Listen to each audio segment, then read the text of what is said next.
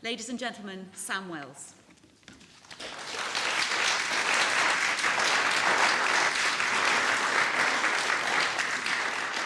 Thank you very much for that warm welcome, and thank you very much for having me. I want to take you back 25 years to the publication of a book and the production of a film called The English Patient. Some of you may remember the book and or the film. The story is about an exotic Hungarian count, Count Laszlo, and he is in Egypt during the Second World War, mounting a cartographical expedition, and he comes upon an ancient cave. Meanwhile, he's a busy boy and he manages to strike up an affair with his colleague's wife, Catherine. So his colleague gets to hear about this and takes Catherine in a plane down from Cairo to this ancient cave. And his colleague has a plan in his mind, which is that the plane will land on Laszlo and kill Laszlo. He is jealous. And the plan goes horribly wrong. What happens is that Laszlo's colleague actually dies in the accident. Catherine is very badly injured. Laszlo is unhurt. And we see Laszlo carrying his beloved Catherine, mortally wounded, into this precious cave with all its ancient drawings. And then Laszlo and Catherine have a decision to make. I want to suggest to you that the decision they have to make is the defining question of our time. I know that's a big claim, but it is, I believe, the defining question of our time. And that question is, does Laszlo try to go and get help, or does Laszlo wait with Catherine as she inevitably dies? It's a paradoxical situation. You may not have faced quite such an extreme situation in your own life. It's a horrendous decision to have to make. Well, they take no time at all to make the decision. Off goes Laszlo towards Cairo, walking back the journey that he's just flown. And of course, you know what happens. By the time he gets back 6 days later, Catherine is very, very dead. But they've made their decision. The decision they made was, rather than share the last hours and days of Catherine's life together, Laszlo was going to spend that time fruitlessly going to find help. I think the decision that they made is the decision that we as a society make all the time. I want to suggest to you that the reason Laszlo goes to Cairo is because he can't bear to watch Catherine die. And in that lack of space in his heart, Catherine colludes with his decision to keep going with the faint hope of finding help. Now, the irony of the story is that eventually Laszlo does come back. He procures an aeroplane to make the return journey. And then when he places Catherine on that plane and they fly back together, as it were, with her dead body behind him in the plane, that plane crashes too. And we see Laszlo being saved by complete strangers. And the film tells the story of how those complete strangers give him the care and the love and attention in his dying days that he was incapable of giving to Catherine. The film is based on that profound irony. I believe we've turned into a Laszlo society that would rather walk to Cairo than care for those we love in their plight.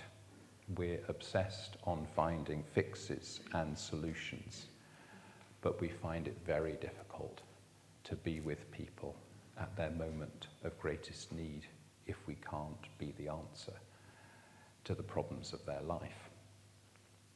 I want to suggest to you two words that express what the story that I've just told. The first word is limitation. We're obsessed as a society with overcoming limitation. Look at the people we put on the front pages of our newspapers. They're athletes that break the 9.5 second barrier for a 100-meter race. They're surgeons who amazingly transfer one part of a patient's body to another part to overcome some ghastly skin disaster that person has had. They're people who make breakthroughs, enable us to live longer, to overcome our disabilities, to recover from terrible illnesses. It's all about overcoming limitation, and to the nth degree, it's really about overcoming mortality, because the great limitation of our lives is our mortality. We all know we're going to die, and anyone who offers us more life or a deeper experience of life, either side of the grave, we're interested to have that conversation. That is the defining search of our times. However, there's a profound irony at the heart of our society, which is, first of all, that our real human problem isn't limitation. Our real human problem, I would suggest, is isolation. It's our isolation from one another that constitutes almost all of humanity's real problems. Look at climate change. That's really about our failure to relate to each other as the human race. Sadly, our ability to relate perfectly to the planet is going to be no use to us or the planet if we can't set right our relationship to one another. Why is loneliness the fastest growing social problem? It's isolation again. It's the same problem, that we can't overcome the breakdowns in our relationships. But the difference between isolation and limitation is that with limitation, the solutions to all our life's problems lie in the laboratory or in the research program. With isolation, the answer to our life's problems lies in one another. In other words, with isolation, we already have everything we need. There's no need to pay people massive salaries or send people on 3-year research programs. We need to be reconciled with one another. But here's the irony at the heart of our society. In our obsession with limitation, what we end up doing is our answers to the problem of limitation end up increasing isolation. Which means that probably everybody here knows what it means, if not to Skype or FaceTime, then certainly to use an old-fashioned thing called a telephone and speak to somebody in Australia, just like that, but not know the name of the neighbour next door. That's the image that sums up our society, that we've overcome the limitation of Australia being so far away, but we can't overcome the isolation of not having the courage to go around and knock on the door of our neighbour and say, here's an apple pie, and I don't know who you are, but I just wanted to start a relationship because we might as well get on better together, particularly if I'm taken ill and I need you to call for some help. You know, that's what being a neighbour is. And that's about isolation being the most significant thing, but our efforts to overcome limitation end up increasing isolation. That's the predicament of our society. Now I'm going to park that thought and then start with something even closer to home. I want to suggest to you what the 2 stressful days of the year are and talk a little bit about those. I know that this might be a little bit hard to deal with, but I'm going to stay with this for 5 minutes or so. So most stressful day, 1, Christmas Day. No-brainer. Most stressful day of the year, number 2, the day after New Year's Day. Okay, why do I say that? Well, first of all, let's say the family, understood however you want to understand that lugubrious term, gets together on Christmas Day. You are absolutely dreading it. Why are you absolutely dreading it? Whether they come to you or you go to them, doesn't matter. You're absolutely dreading it. You're dreading it for one reason above else, which is there is one relationship in your family that is, to use a word we use so much today, I don't know when it came into the language, but we use it about almost everything today, dysfunctional. You have a relationship that doesn't work. Let's say it's with your father. It could be, I'm not saying there's anything distinctive about father. Let's imagine it's a relationship with your father. And you spend an inordinate amount of time between about this time of year and the dreaded onset of Christmas Day trying to work out how to rescue this relationship through the presentation of a magnificent gift that somehow deals with the breakdown in the relationship. And so you end up spending far too much money on something that you know he doesn't want.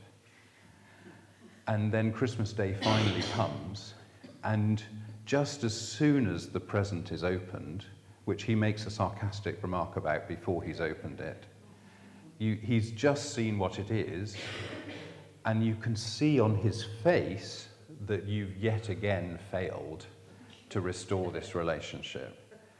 But then you have to endure, and he has to endure, saying something like, "Well, that's so thoughtful of you. How lovely.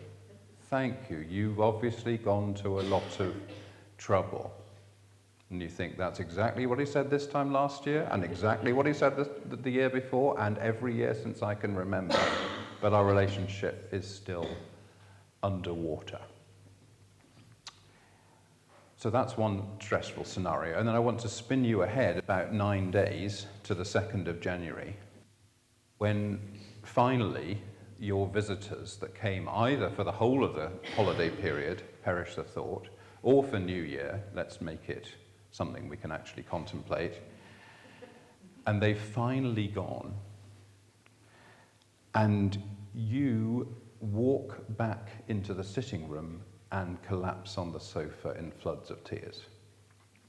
Why do you do that? Because you got yourself in a terrific state. You turned your kitchen into a castle. You wouldn't let anyone even touch the carrots. People wandered in and said, "Can I do any help?" You say, "No, it's absolutely fine." And then half an hour before you've collapsed in floods of tears, you said to your relatives, "It's such a shame we didn't really have a chance to talk." Why didn't you have a chance to talk? Because you had become this dominating person to overcome your own anxiety about not being a good host or hostess. You'd become this super chef, this super organized. The whole thing had become this huge trauma going back weeks when the period of coming to stay and all that business about can we bring the dog and all the emails that go to and fro. And what you'd done was you'd made conversation impossible because the whole thing was on a track towards being managed. What do these two scenarios have in common? The one about the giving the gift and the one about the over-organizing. I'm going to suggest to you that what they have in common is the little word for. Let's start with your relationship with your father. You find it difficult to relate to your father, and so you think you're going to somehow solve the problem with doing something for him, this amazing gift that changes the nature of the relationship. And then, if you go to the New Year guests, again, you are obsessed with everything being about what you're going to do for people to give them the perfect New Year experience. It's all about the word for. And now let's transfer that into how you understand who God is for you. Don't we do just the same thing? We feel, many of us, very small about our understanding of God, our relationship with God. But we say, I'll tell you what will fix it. You just deal with my cousin's cancer. You do something for me, and it'll all be fine. Suddenly I'll be the greatest disciple in the world. I'll probably probably become a bishop. You know, I'll just go off the scale in my faithfulness because you've done that vital thing for me. Again, we somehow assume that the for moment is going to rescue the relationship. We expect God to do things for us. That's kind of what God's for, to fix our problems. Well, you'll see how this is all aligned with what I was saying at the beginning about limitation and isolation. When I say that I think, just as I don't think limitation is our problem, I think the word for is our problem. Because the word that sums up the Christian faith, the word that sums up relationship and true happiness in life, is just one simple word: with. With is what's wrong with your relationship with your Father. You can't be with him. You just can't be in the room with him, and you somehow want to almost run in, leave a gift, and run out again. Say, will that be fine? But it won't do the job, because what you need to do is spend probably 48 hours in each other's company with one another and really get to the bottom of the pond with what the sequence of hurts and misunderstandings are going back to your childhood that got your relationship into this. It's with that you need. For isn't going to help you. You can't fix the relationship with for. It's got to be with.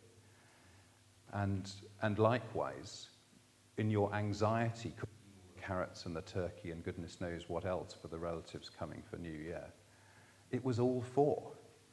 And at the end you end up saying, it was a shame we didn't get any time with each other. Well, whose fault was that?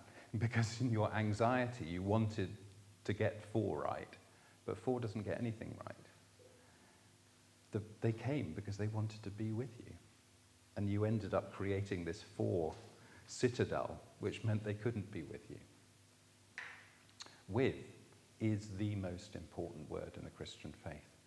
Look at what the angel says in Matthew chapter 1. He will be called Emmanuel. God is with us. That's how the gospel starts. Look at how the gospel finishes in Matthew's gospel. I will be with you until the end of the age. Look at the most significant sentence in the Christian faith. The Word became flesh and dwelt with us. Think about a much quoted sentence in Matthew's gospel about prayer. Behold, where 2 or 3 are gathered, I will be with you. What we've discovered is that the single most important word in Christian theology and in our life as disciples, it's the word with. With is the word that sums up our aspirations. And I'll tell you when this occurred to me. It was when I was talking with somebody about their work in a charitable organisation. And they were talking about how in the soup kitchen that they were running, they were so busy behind the servery, getting the lasagnas together, making sure everybody got some, that all the volunteers were involved with the lasagna. And he said one day, it just dawned on me, it's not about the lasagna. It's about the people who are homeless who are coming in the door. But there was never anybody left over. Everyone was so obsessed with getting the lasagna right and cleaning up the metal trays afterwards. No one was sitting down and relating to the people who were coming in. And you know, the biggest discovery I've made about ministry with disadvantaged people is it's not about the food. They can find ways to get food. It's about relationship. It's isolation again. That's the issue. It's not about the lasagna. But we make it about the lasagna. Everyone's happy to sign up on the rota to do the lasagna. If you had a rota saying, are you prepared to sit and eat a meal with a homeless person and talk to them for half an hour, possibly the only sensible grown-up conversation they've had for a whole week, you wouldn't get anybody to sign up on that rota because everyone's making lasagna. So I'm sorry, I'm too busy making lasagna. Of course I'd love to do that. But it's just the same with your Father, and just the same with the guests over New Year. It's the same point. So I want to talk about that, the difference between that word with and that word for by exploring what I'm going to call 4 ways of relating to people particularly who are different from oneself in social class or other forms of difference. But also ways of relating to people who you live with. So here they are. The first one. Let's do it. Let's imagine it in terms of my own context. I live in Trafalgar Square. I walk across Trafalgar Square most days. I almost always see a homeless person. Let's correct that. I always see at least one homeless person, usually dozens. I want to give you the range of options I have in each of those encounters. So the first one is to say there's a real problem of homelessness in central London. Well, it's not news to anybody. What am I going to do about it? I'm going to set up a charity. It's going to have the great and the good on its board, and it's going to eradicate the problem of homelessness in London within 3 years.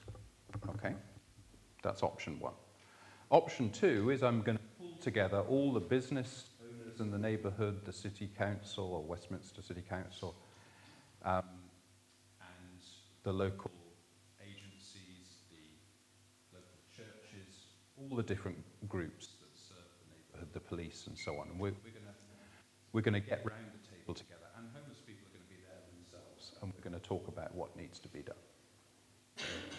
Okay, number 3. Number 3 is where I go to Pret, or actually I go to the Crypt Cafe at St Martin the Fields, correct myself. I get a hot chocolate and a coffee. I sit down with the homeless person and say, I've got 2 drinks here, I don't know which I drink, but I'd love you to drink the other. And then you say, how did Ole Gunnar Solskjaer get appointed manager of Man United?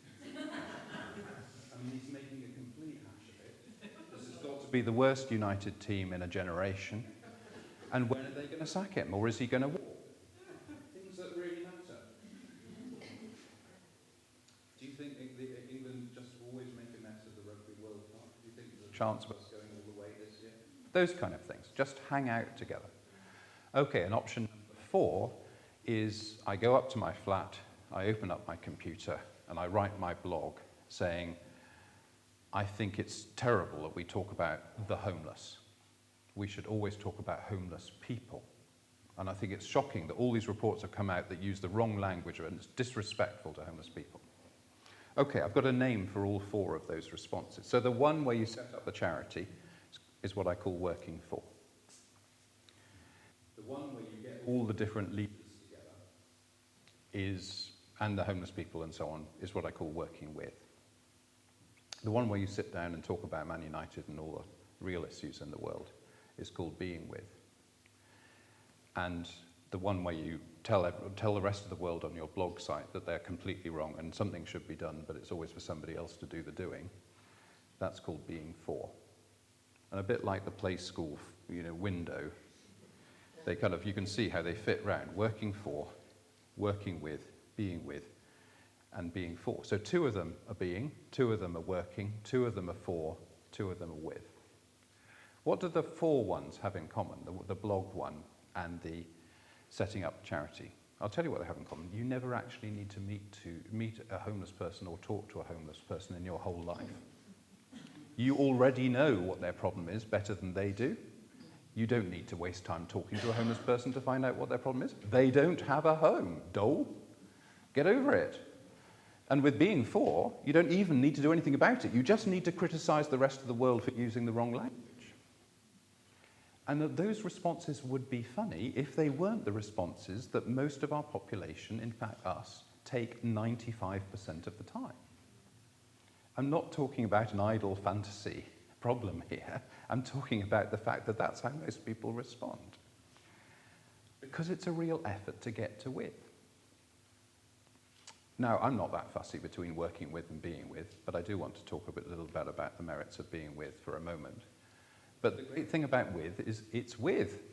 It's actually involving a relationship, because it's recognizing that the problem of homelessness isn't not having food, isn't even not having shelter, it is not having relationship. I don't have it in my pocket right now, but I keep a mobile phone in my pocket. We've just been told to put it onto buzz or whatever it is. and probably you do too. On there I've got 200 contacts or something like that. I'm hopeless at putting contacts in. I only just realised last week how to send a contact to somebody else. I was very proud of myself. Anyway, I've got about 200 contacts on there.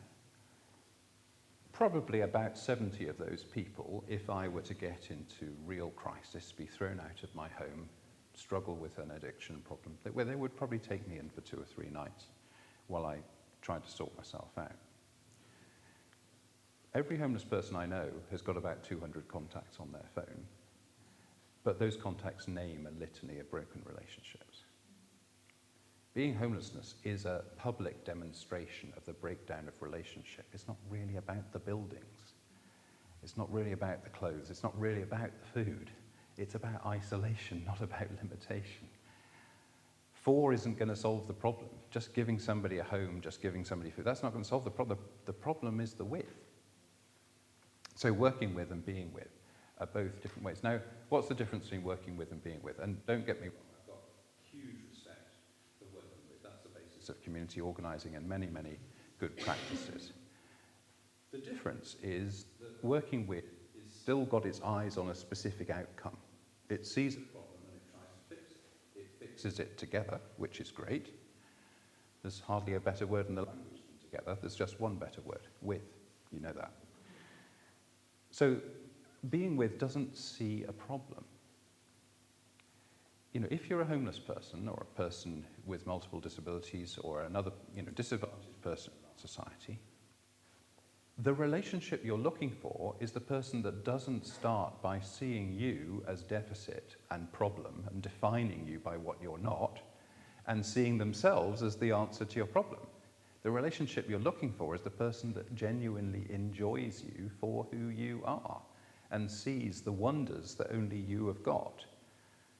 Because providers, and many of you will have spent a lot of your life as providers in caring professions or in professions like the law or medicine or something like that, often get together at the end of the day and say, why did no one say thank you?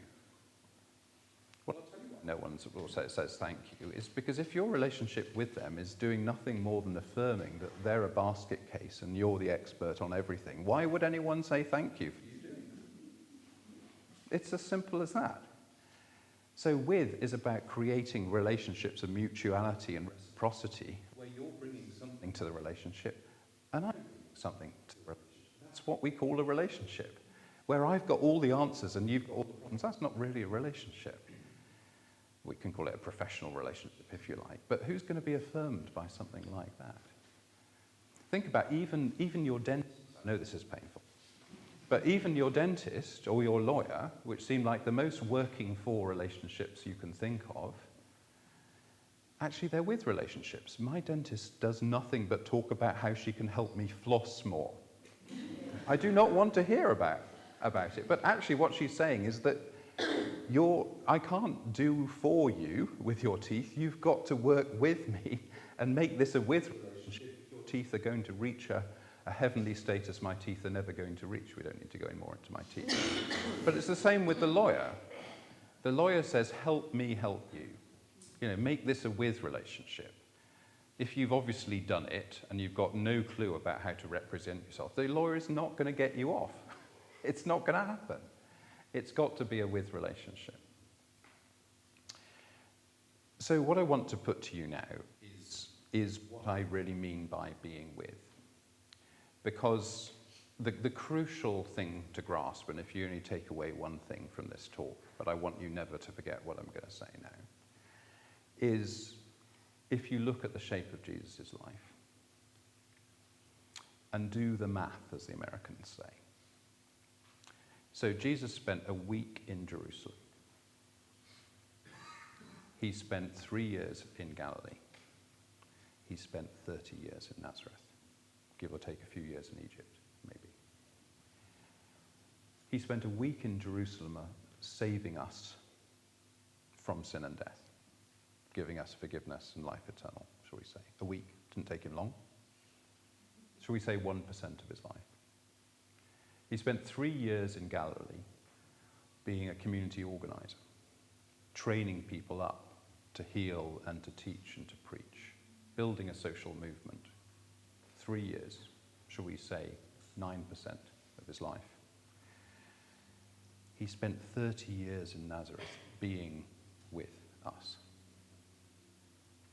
Now, we may say, I'm going to stop you before you say it, poor old God had never run an incarnation before, had no idea how to do it, should have come to the Watling Valley Partnership. We do this all the time. We're much more expert on it, and God got the percentages completely wrong. And so what we should be doing is 90% working for, 9% working with, and then 1% if there's time being with. That's how to run a proper incarnation. That's a real transformative ministry. That's how we reinvigorate our mission. God had no idea. Well, just a faint streak of humility might suggest that maybe these percentages are significant, very significant, or actually telling us what the gospel is. But we ignore them all the time. So I rest my argument on those percentages. Okay, the Bible doesn't tell us a huge amount about that time, but if we do the maths, if Jesus wanted to do things a different way, do we not think he would have done them a different way? The maths speak for themselves. 90%. That's the bit I want you to remember. 90% being with. Think about Laszlo walking all the way back to Cairo, doing working for, missing out on the most precious moments of his life with his beloved Catherine, because he was obsessed with working for. And it would be desperately sad if it wasn't the story of our life as well. We would be just like him. So what does being with involve? I want to tell you about 8 things that being with involves, because you can get to the 90%, you can say, I get it about going out, not doing the lasagna, I'm going to sit down and talk to people and make relationships, because relationships are what we most desperately need. You can get the fact that you're going to make a mental note to do New Year differently next year. You can get the fact that there's no point in giving your dad this magnificent present if you're not prepared to have the restoration of the relationship with a real, genuine conversation of with. But what does being with actually involve? I want to suggest to you there's 8 things being with actually involves. And the first 2 are the obvious 2, but there's 6 more after that. So the obvious one is presence. You actually got to show up. This is not internet church. You know, it's actually embodied. It's incarnational. You know, Jesus doesn't rescue us by remote control. Jesus physically comes among us. Presence. Be there. Now, it's probably everyone here has written an email that says, it was so sad to hear about Jenny. I want you to know that we're with you in your time of grief. It's a nice thing to say, it's actually a lie. Because if you were really with them in their time of grief, you would have got off your backside and gone to wherever Jenny lived and been with her family for the funeral or to make some physical gesture. But we say it, and it's not a bad lie, because it's recognizing that you're not coming. But the message, you know, actions speak louder than words. You're writing an email, which is very, very easy to do, rather than getting up and going and showing your face. I can think of it, you know, at the most precious moments of my life, when I've been in the most pain and need, I can remember exactly who was there. And I'm sure you're no different from me. They didn't write an email saying, I'm with you in your time of loss. They were there. They didn't need to write an email at all. There. So that's presence. However, I imagine there is 1 or 2 people here who have sat at table with a teenager and realized they were losing the battle with that teenager's mobile phone. I think you can relate to that scenario. And that names number 2, which is the difference between presence and attention. Presence alone says, I'm here, aren't I? What more do you want? I think you know that voice. Well, I want a lot more, actually, than you just being here. I want eye contact. I want you to focus on me for just the length of this conversation, as if I was the only person in the world. Because when you get your phone out, every time you get your phone out, you're saying to somebody, actually elsewhere is more important and more interesting than here. In fact, elsewhere might rescue me from the misery of being with you. It's a painful thing. If we actually admitted that that's what getting the phone out was doing, of course, what we say to ourselves is elsewhere is really pressing and I'm really, really important and elsewhere needs me very, very much. But that's not really the truth. So attention means I am with you. I'm not with everybody else. There's a sacrifice involved. I'm leaving aside. Just as Jesus leaves aside God's responsibility to the whole universe for the time of being with us, those 33 years. It's attention. It's described by some authors, Iris Murdoch, as the sincerest form of flattering. Attention.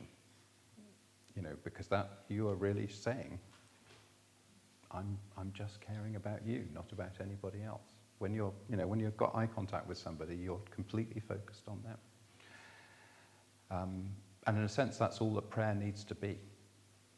It's saying, I am with God, and I'm not with everything else just now. So that's the second layer. And the third layer is called mystery. Now, there's a tiny bit of French philosophy that we'll just sort of bring in and just pop down in here. The difference that Gabriel Marcel, the French Catholic philosopher, distinguished between a mystery and a problem. Now, a problem is something that happens. Let's imagine that you're a plumber and you're going to a house and there's a problem with the tap. And there's about 5 kinds of washer. And you have got in your bag 5 kinds of washer. You've seen 1,000 taps before. There are only 5 kinds of washer. You've got them all in your bag. That's a problem. And you can fix it. A mystery is something you've never encountered before because it's never happened in the world before. You have to bring the whole of your life experience and professional experience to bear on it.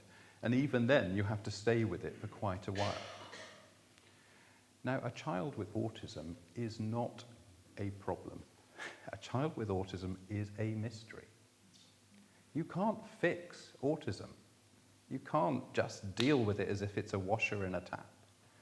But you can treat it as a mystery and trust that God will, through it, reveal wonders that you have never seen before. A homeless person is not a problem to be fixed. There is no solution to homelessness.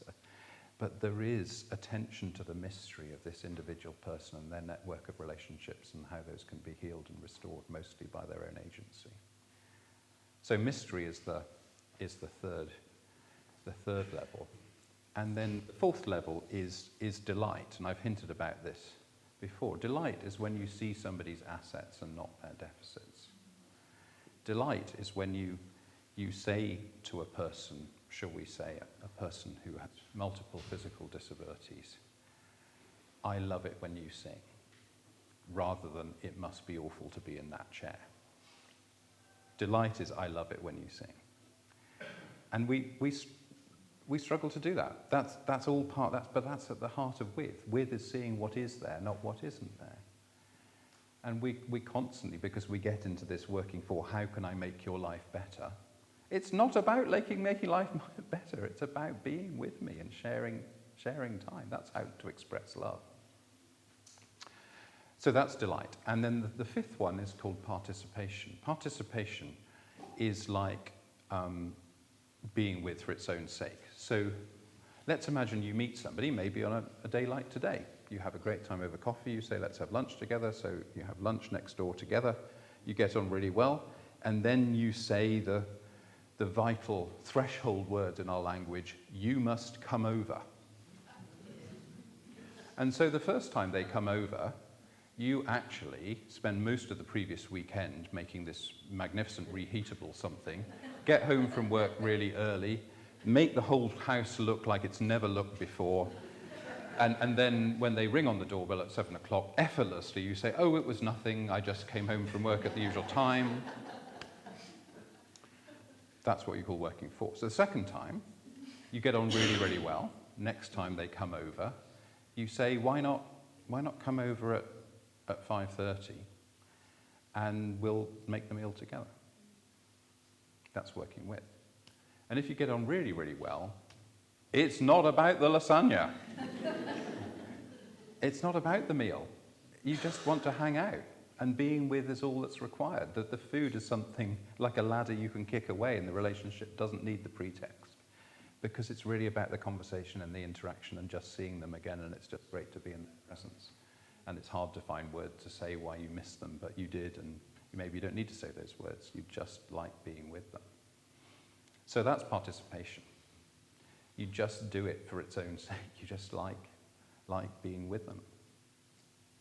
And then the next one's partnership. And partnership, in a sense, incorporates the best bits of working with. Basically says, you're colourblind, I've got a limp. You know, we can do this race together much better than we could do it separately.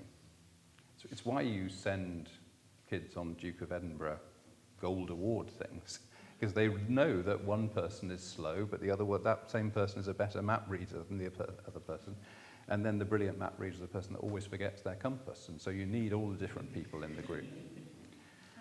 And that's partnership. That's part of with, so long as you remember that with is for its own sake. And that brings us to number 7. And number 7 is the one that really sums up all the others. And this goes back to St. Augustine in the 5th century. He makes this vital distinction between what we use and what we enjoy. What we use is instrumental. It gets us. It's like a ladder. It's not where we're getting to. It's the way in which we get to something that's more important. What we enjoy is something that's of value for its own sake. Now, think about your birthday. Again, it's not really about the gifts. The birthday is the one day in the year when people enjoy you just for the fact that you've been born and lived this many years, even if you haven't spent them very wisely. It's just celebrating you. Whereas the rest of the day, the rest of the year, it makes you realize we use each other. My aspiration for my congregation at St. Martin's in London, they're never going to use this language because they haven't had this conversation we're having now. But what I want somebody to say a year after joining the congregation is, everywhere else in my life I'm used, here I'm enjoyed. Now, Augustine gets it wrong, he says immodestly. I think Augustine gets it wrong because he says the only thing we can enjoy is God. I think life is about learning to enjoy one another, treating everybody as if it's their birthday. And seeking to turn every relationship where we use into a relationship where we enjoy. I mean, maybe you've driven here, maybe you've stopped the car at a petrol garage, and it's one of those ones where you go in and you pay the person. Now, you are not going to build up the most life-affirming relationship with that person, but you know as well as I do that you can use that person, give them no eye contact, bark at them saying, I'll take a Yorkie as well, or whatever you say under your breath. You can use that person, or you can enjoy that person. You can say, thanks so much. You can say, hope the rest of your day goes well. You can actually enjoy them. And you certainly know if you're being served, in a cafe, or if you're being served by buying a railway ticket, whatever it is, you know when you've been used as a transaction or when you've been enjoyed as a relationship. The tragic thing is when people feel they've come to church and they've been used as what's sometimes called pew fodder rather than enjoyed as companions on a journey. You certainly know which of those has happened to you when you've been to a church. And the last one, the 8th one, is glory. Because glory points out that this is always about God. This is always about our relationship with God.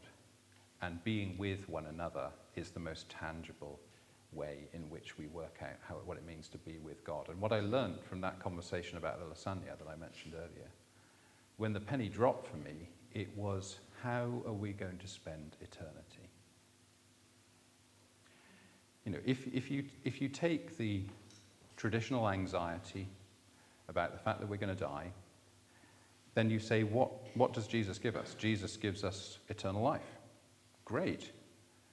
But if that is just us individually being preserved forever on the other side of death, that sounds more like hell to me. Isolation again, remember? Heaven is about being with. It's about being with ourselves, which many of us struggle to do in this life. It's about being with one another. It's about being with God's good creation. And it's about being with God. That's what heaven's going to be. So if you remembered about the 90%, that's the way God did incarnation, remember also about heaven. How are we going to spend heaven if we spend our whole lives being obsessed with working for? There are going to be no problems to fix in heaven. All these skills we've got so good at made ourselves so useful to everybody else. Useless. We're going to have to get ready to be literally useless, but hugely enjoyed. That's what heaven's going to be. Why don't we live heaven now? All I'm asking is that we do it the way Jesus did it, and that we live God's future now. That's what being with is all about. Thanks for having me.